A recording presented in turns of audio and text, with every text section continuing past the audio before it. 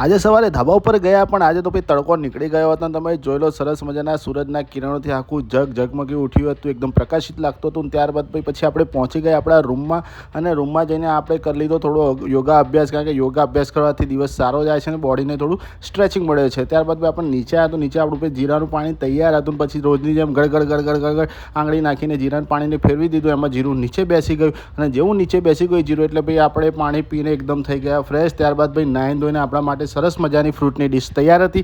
એની ઉપર કાળા મરીનો પાવડર નાખેલો હતો જેનાથી એ વધારે ટેસ્ટી લાગે ને ભાઈ ખરેખર આ ખાધા પછી અમને ટેસ્ટી લાગ્યું ને બહુ મજા આવી ખાવાની. ત્યારબાદ ભાઈ આજે થોડી તબિયત નરમ હતી એટલે ભાઈ દવાખાને જવું પડ્યું અને તમે જોઈ શકો છો કે ભાઈ આજે આ ડૉક્ટરે આપણને કેટલી બધી દવા લખી દીધી છે. ત્યારબાદ પછી આપણે બપોરે જમવા બેસી ગયા અને ભાઈ આજે કંઈ સલાડ બલાડ કંઈ ખાધું નથી. આ તો ભાઈ જમવામાં આપણે સાદી એકદમ શાક રોટલી હતી. ત્યારબાદ ભાઈ રાત્રે જમીને જ્યારે આપણે નવરા થયા ડિનર કરીને એટલે ભાઈ આજે ઈચ્છા હતી કે ચલો વજ્રાસનમાં બેસીએ તો ખાવાનું ડાયજેસ્ટ થઈ જાય. એની સાથે સાથે થોડો ફોન પણ સ્ક્રોલ કરી લીધો.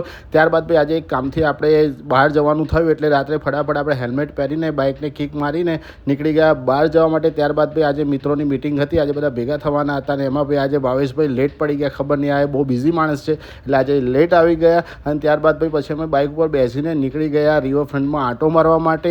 અને તમે જોઈ લો કે આજે ભાઈ ભાવેશભાઈ તો બહુ મૂડમાં હતા એટલે બાઇક ઉપર જો ખુશ એટલે એકદમ ખુશ હતા. અને અમે બંને મિત્રો હસી ખુશીથી પહોંચી ગયા રિવરફ્રન્ટ. અને રિવરફ્રન્ટમાં દુકાને જઈને બેઠા ને ત્યાં ભાઈ અમારા જતીનભાઈને આજ તો બહુ તરસ લાગી છે, પાણીના બાટલા ખાલી કર્યા. અને ત્યારબાદ ભાઈ ચાલવા નીકળ્યા એટલે અમારા તનબનિયા મિત્રો છે ને મોજમાં આવી ગયા. તો જેવો એમને કેમેરા જોયો એટલે એકદમ શરમાઈ ગયા. અને ગઈકાલની જેમ આજે એમની ઈચ્છા હતી કે ભાઈ આજે પણ આપણે છે ને પડછાયાવાળો વિડીયો બનાવી દીધો. પછી રિટર્ન આવ્યા જ્યારે રાત્રે આપણે ગયા તો સોસાયટીમાં એકદમ સન્નાટો હતો અને તમે જુઓ એક માણસ પણ દેખાતો નથી. ત્યારબાદ આપણે ઘરમાં ગયા અને મોઢા પર પાણીનો છંટકાવ કરી દીધો. આ રીતે પાણીનો છંટકાવ કરવાથી આપણે ફ્રેશ થઈ જવાય છે. અને પછી એ ફ્રેશ થયા પછી આપણે નેપકિનથી મોઢું લૂછી લીધું અને મોઢું લૂછવાના સાથે આજનો વ્લોગ કરી સમાપ્ત.